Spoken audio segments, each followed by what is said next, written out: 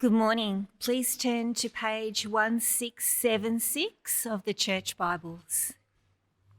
We're reading from Colossians chapter 1 from verse 15 to 23.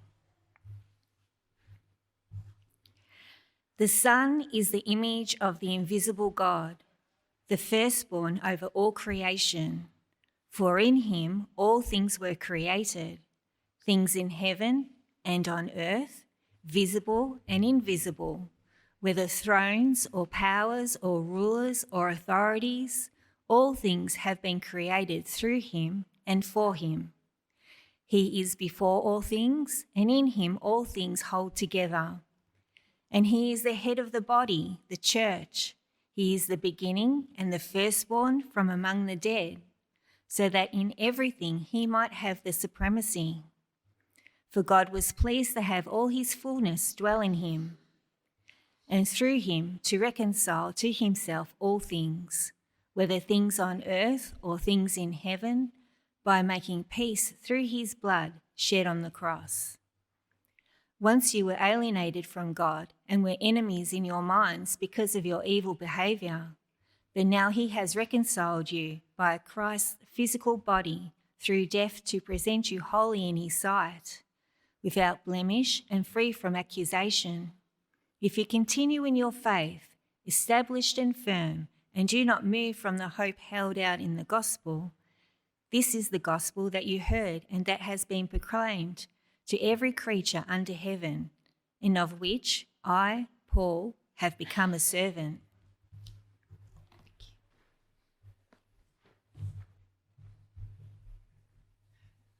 Thanks, Michelle. Morning, all. My name's Mark. I'm one of the ministers here at church, and happy Mother's Day. As Tom said, I'm not sure how you respond to that, but I'll wish it to you anyway. Mother's Day is a special day, and of course it's not the only day when we think about mothers, but it is a day that reminds us to be thankful for mothers, to reflect on the gift that mothers have been to us and are to us. And part of our Thanksgiving today might come from the way our mothers have supported and encouraged us, the way they've had expectations and hopes and aspirations for our life, and then they've given so much of themselves to help those things happen, given their time, their energy, their love, their prayers, their blood, sweat and tears. And this is one of the reasons why we want to honour mothers on days like today. And mothers, as you think about your children today, I wonder if you've noticed how some of your expectations and hopes and aspirations have been met. You might not be the mother of someone like, someone amazing like Ash Barty or someone significant like Hugh Jackman. You might not be that kind of mother, but you can imagine and remember and see positive things about your children anyway as you reflect on them today. Areas of your children's lives that show that what you've given, what you've put into them has been worth it. And you give thanks for those things on days like today. You share those things with friends, with relatives, with your children as you notice them. And you probably noticed also a few expectations and hopes and aspirations that haven't been met, and you might keep them to yourself. And that's okay too, because no child is perfect. No one except the Son in our passage. Because in our passage, we're introduced to the Son of God, the Son like no other, a Son who has met all the expectations and hopes and aspirations that God had for him. And the encouragement of this passage is to see this Son like no other, to see what he's done, so that we might be brought into relationship with God through him. And we're shown that the Son of God is the Son like no other in two ways in this passage. First, he's the Son like no other because of his unique relationship with God and creation. And second, he's the Son like no other because he's reconciled us with God as part of his new creation. And so first, the Son's unique relationship with God, with creation. We see these unique relationships in verse 15. Verse 15. The Son is the image of the invisible God, the firstborn over all creation. Now, we'll look at these phrases separately, but the first phrase describes the Son's unique relationship with God. He is the image of the invisible God. Now, when I was growing up, my mum used to describe children who were the spitting image of their parent. Now, I'm still not sure what the spitting part meant, but I know what she meant. I know what spitting image meant. You see the person and you instantly know who they belong to because they look and act in a similar way. And it's like that. It's even more than that with the Son of God. The Son isn't just like God. He is the image of God. He makes God, who is spiritual, visible. The Son shows us who God is, what He's like, shows us God's plans and purposes in the world. And that's what we see especially as the Son is born into the world as the man Jesus Christ. His life in the world, his character and actions have been seen, have been witnessed. People met Jesus, heard what he said, saw what he did, witnessed his life. And they remembered and recorded what they saw and heard and witnessed of Jesus, the Son of God. And it's through their witness that we can meet the Son of God too. And through the Son of God, we can know with absolute confidence who God is, what he's like, his plans and purposes in the world. We can see and know God through the Son like no other, the Son who is the image of the invisible God. The Son is also a Son like no other because of his relationship with all creation. Verse 15 again, the Son is the image of the invisible God, the firstborn over all creation. And so this is the unique status of the Son, the firstborn over all creation. And when we hear firstborn, we think eldest, the first child to be born in a family. Put your hand up if you're in that category today. The eldest, the firstborn child in your family. Yeah, proud people, firstborn, yes. Well, as firstborns, you are the special ones and you know it. And that's coming from a middle child. Now, when the Son is described as the firstborn here, it's a little bit different. He is special, but not because of his birth order. Because for the Son, there is no birth order. The Son isn't the Son because he was born. He's always been the Son of God. He was the Son before he was born into the world as Jesus. He's existed as the Son of God in eternity. So for the Son, the emphasis is on first, but not on born. Firstborn tells us about the Son of God's unique relationship with all creation as first over all creation. And this is what we see in verse 16 and 17. Watch for the mention of the word all in these verses. 16, 17. For in him all things were created, things in heaven and on earth, visible and invisible, whether thrones or powers or rulers or authorities. All things have been created through him and for him. He is before all things, and in him all things hold together. Now, as we see the scope of creation that's described here, we're told the relationship the Son has to it all. The supremacy the Son has as the firstborn over all creation. We're told that the Son was involved in creating everything that exists. Everything. Every person, every place, every power. Things we see, things we don't see. And everything that exists everywhere, all the people, places, powers, they all exist for him, for the Son. The Son of God is the one who gives creation meaning and purpose. And right now, somehow, the Son of God is holding it all together, making everything in the world work the way that it does. Now, this is just challenging for us to comprehend, for us to understand, come to terms with what this says. It's such a massive picture of creation, and it's such a massive picture of the status of God's Son. But the implication is clear. Our lives exist and we live in this world because of God's Son. And our lives and our world continue because God's Son chooses to hold all things together. Because our lives and our world belong to the Son like no other. The Son who is firstborn over all creation. But we might wonder about this. We might wonder about the status of the Son over all creation. Because as we look even at our little visible corner of creation, we see things that look like they've gone wrong.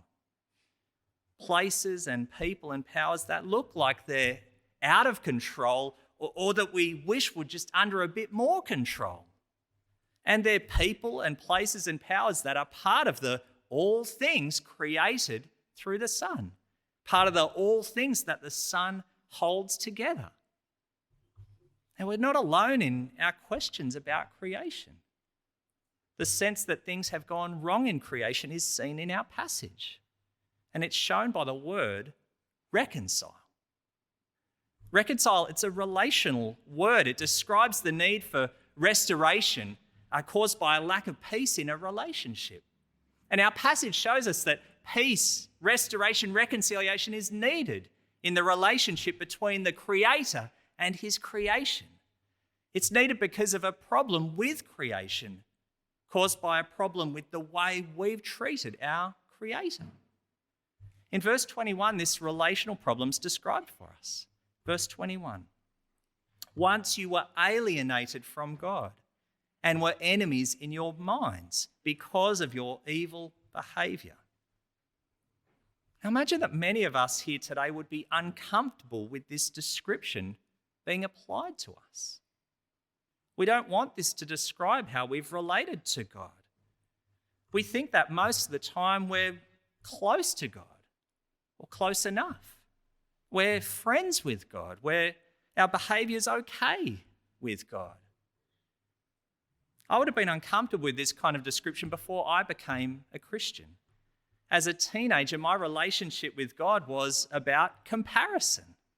If I did enough to stay out of trouble or to get in less trouble than my brothers or other people at school, then I assumed God was okay with me too. But I was wrong. It's possible for us to think everything is fine between us and God. And as I've reflected on why we think this, I wonder if it's because we think of God like an adult thinks of their parents. What I mean is this. I might recognize God as the one who gave me life, who I depended on for my needs, who gave me good things. And I might recognize God as the one who used to have authority in my life, who I trusted as the one who knew what was good for me, who did what was good for me. But then in my relationship with God, I can think I've grown up. I'm an adult. And in growing up, what I recognize about God, how I relate to God, can change. I can go from dependence on God to independence from God. Because I might mistakenly think I can live without him. And I can go from trusting God as the authority in my life to taking on that authority for myself. I can go from trusting him to decide what is good for me to deciding what is good for myself. Now, if God was just a parent and we were just adults, then this would be fine. It would be a normal and natural and necessary part of growing up. And like adults, an adult's relationship with a parent, it could look like, recognition and respect, the occasional call or visit. It could look like the odd withdrawal from the bank of mum and dad. Those things would be fine if it was an adult relating to a parent. But here's the problem. God isn't like that.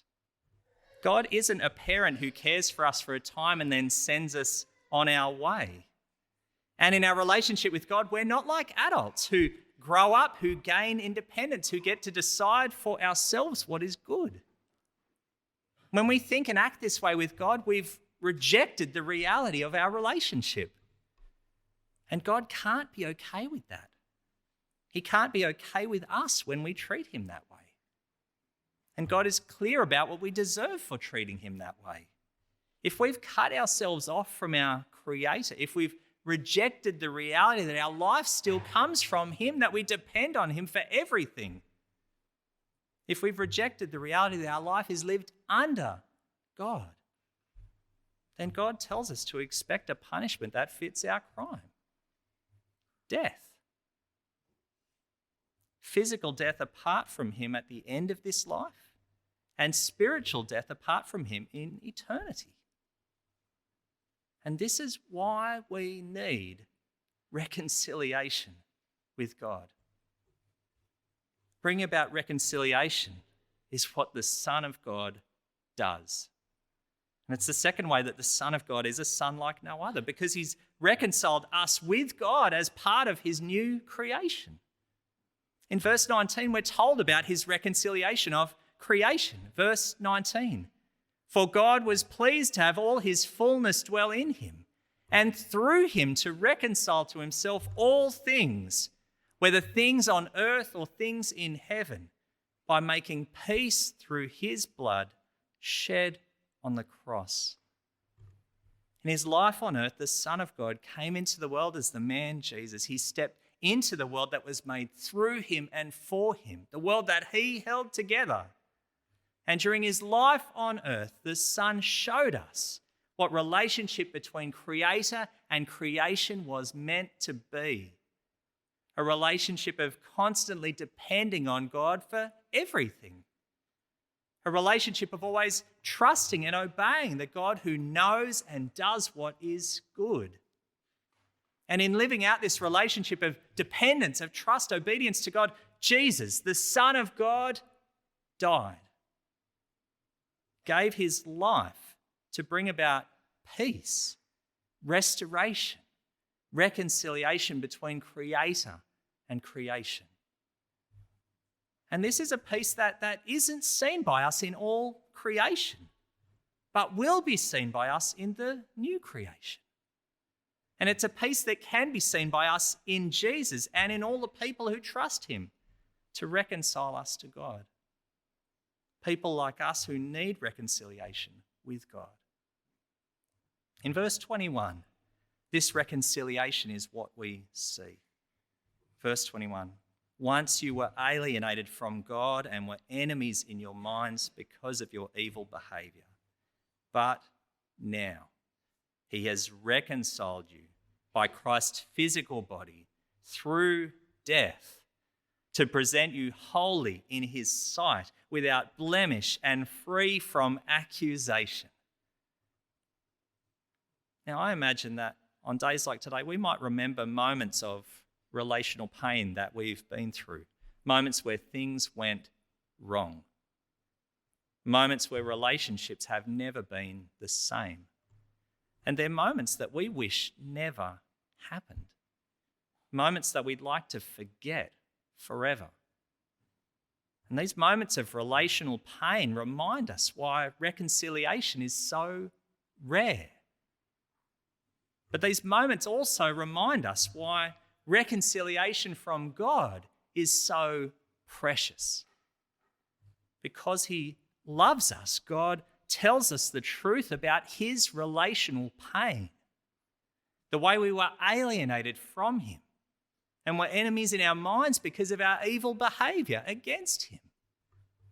No matter who we are, that describes the reality of our relationship with God apart from Jesus. That describes the way God sees us apart from Jesus. Apart from Jesus, we are alienated, enemies, evil. But because he loves us, God offers peace, restoration, reconciliation to those who caused him relational pain. Through the sending of his Son, through the death of his Son, through the risen life of his Son, God does everything that needs to be done. Through his Son, he brings people like us, the alienated, the enemies, the evil, into restored relationship with him. What a precious gift that is. Now, in the book you've received, Made for More, this is how Emily Cobb describes it. We have peace with God only through the punishment that was laid on Jesus. This peace with God is an undeserved gift. We didn't do anything to deserve it. We never could have earned it. This is what the Bible calls grace.